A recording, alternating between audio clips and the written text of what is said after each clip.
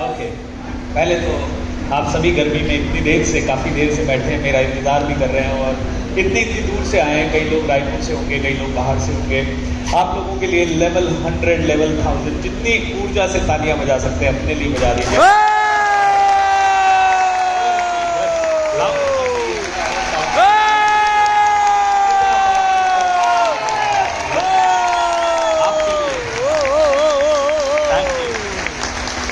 धन्यवाद दोस्तों। कई लोग इस दुनिया में अच्छा काम करने में जुटे हैं, कई लोग दुनिया में बुरा काम करने के लिए जुटे हैं। एक कहानी से शुरुआत करता हूँ। एक जहाज था, समुद्र के अंदर वो जहाज था और मेरी आवाज आ रही है? Yes sir.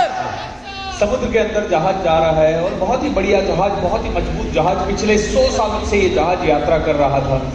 तो हर बार यात्रियों को एक जगह से दूसरी जगह पहुंचाता था, लेकिन एक दिन बहुत भयंकर तूफान आ गया और बहुत भयंकर तूफान आया तो अब 101% ये हो गया कि जहाज डूबने वाला है। तो जहाज में कुछ 4-5 तरह के व्यक्ति थे। एक व्यक्ति थे जो एक्सट्रीम डरपोक थे। जैसे उनको ये सूचना मिली कि जहाज डूब जाएगा, वो तुरंत जहाज से कूद गए और मर गए।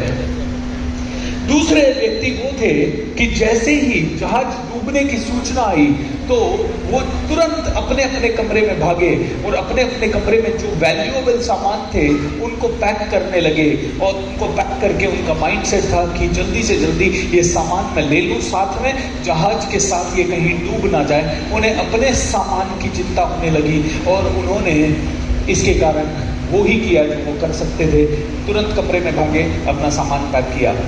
तीसरी तरह के व्यक्ति ऐसे थे जो कि जहाज के डूबने की सूचना मिली तो उसके कारण रोने लगे, चिल्लाने लगे, मदद मांगने लगे एंड कुछ भी कर नहीं पाए। एक ही जगह बैठे रहे, बिल्कुल पैरालाइज्ड हो गए और सिर्फ मौत का इंतजार करने लगे। कुछ लोग जहाज में ऐसे थे जो कि जब डूबने की सूचना आई तो उन्होंने अपना सामान लिया और दूसरे के कमरे में जाके उसका भी सामान चोरी कर लिया और तीसरे के कमरे में जाके उसका भी सामान चोरी कर लिया। एक दो जो कमजोर थे उनको धक्का देके नीचे पटक दिया कि भाई मारना ही था इसको, जहाज के बहाने, डूबने के बहाने मार दिया। तो तीसरे चौथे कैटेगरी के व्यक्ति वो थे जिन्होंने दूसरों को बहुत नुकसान पहुंचाया इस मौके का फायदा उठा के। लेकिन 2% व्यक्ति ऐसे थे जो तुरंत ऐसे कामों में लग गए कि यार इस जहाज के जितने लोगों को बचा सके उनको बचाएं। और वो लोग नए प्लान बनाने लगे, वो लोग नई नौकाएं उतारने लगे समुद्र के अंदर। वो लोग लोगों को इन्फॉर्म करने लगे, भाई इस तरफ आ जाओ, इस तरफ आओगे तो इस तरफ आने से तुम्हारे को ये फायदा होगा, हम बचाएंगे। वो लोग तैरना जानते थे, वो लोग कहीं ना कहीं पहले से ही ऐसी सिचुएशन के लिए तैयारी करके बैठे हुए थे, वो लोग पहले से ही अपने आप को मजबूत करके बैठे हुए थे। और वो 2% लोग जहाज को और लोगों को बचाने में जुट गए। दोस्तों, ये दुनिया ऐसे ही 2% लोगों के कारण टिकी हुई है, क्योंकि ये 2% लोग जो हैं ये दुनिया को बचाने में लगे हुए हैं। बाकी कोई दुनिया को लूटने में लगा हुआ है, कोई अपनी जिंदगी का कंक्लूजन निकाल चुका है कि मैं तो मरने ही वाला हूं, तो एक ही जगह बैठ गया है।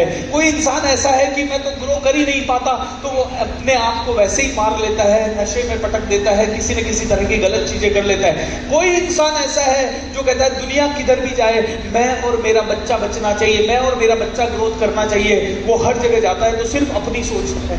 लेकिन मुझे ये सुनाई दिया कि हाई रिच के 2% लोग दिन रात मार्केट में भाग रहे हैं लोगों को अमीर बनाने के लिए।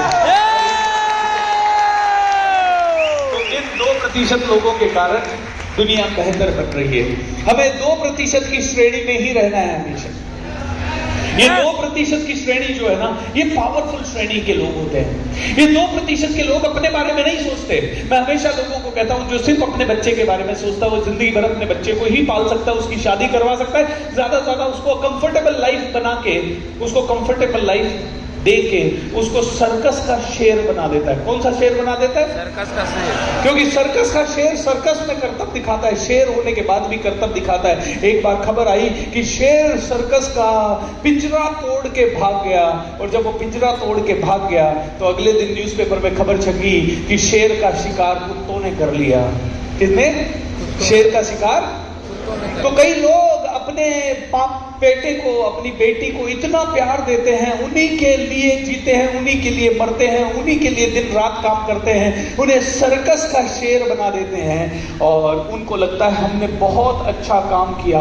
देखा मैंने जीते जी अपने बेटे को कोई तकलीफ नहीं होने दी, देखा मैंने जीते जी अपने बेटे को बहुत कंफर्टेबल रखा, देखा मेरे बेटे के चीखने से पहले उसके पास ये मौजूद था, वो मौजूद था, और सर्कस का शेर बना देते हैं। वो लोग सेल्फिश हो जाते हैं, खुद भी अपने बच्चों को भी सेल्फिश बना देते हैं और फिर थोड़ी सी विपत्ति आते ही वो दुनिया की तरफ भागते हैं, हेलो हमारी मदद करें। लेकिन दोस्तों कुछ लोग ऐसे होते हैं जो अपने बच्चों के लिए नहीं सोचते, वो पूरी दुनिया के लिए सोचते हैं, पूरे समाज के लिए सोचते हैं, पूरे देश के लिए सोचते हैं, और जो देश के लिए सोचता है उससे बहुत कुछ मिलता है। तो अगर आपने अपने बच्चों के लिए सोचा तो आपको उतना ही मिलेगा जितना आपके बच्चों के लिए जरूरी है। ज्यादा मिला तो आपका बच्चा सर्कस का शेर बन जाएगा, गारंटीड है। और अगर आपके पास इतना रहा कि आपने कहा मुझे तो दिन रात देश के लिए काम करना है, समाज के लिए काम करना है, लोगों के लिए काम करना है, जो दूसरों के लिए काम करता है उसे दुनिया कभी मोदी बना देती है, कभी योगी बना देती है, भगत सिंह बना देती है, सुभाष चंद्र बोस बना देती है, या शायद उस जैसे इंसान को स्वामी विवेकानंद बना देती है। चॉइस इज योर्स, बनना क्या चाहते हो, खुद के लिए या दूसरों के लिए। तो आप में से कितने लोग हैं जो यहां पे अपनी ऑडी के लिए भाग रहे हैं? आप जैसे लोगों से मुझे नफरत है। और यहां पे कितने ऐसे लोग हैं जो अपनी डाउन लाइन की ऑडी के लिए भाग रहे हैं?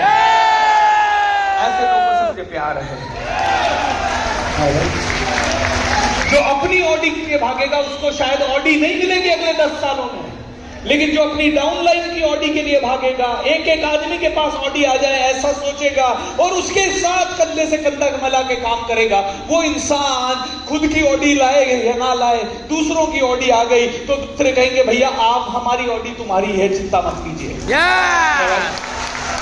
और मुझे ये बताइए यार, मेरे कारण अगर आप सबके घरों में ऑडी आ गई तो मेरे पास रोल्स रॉयस आएगी कि नहीं आएगी?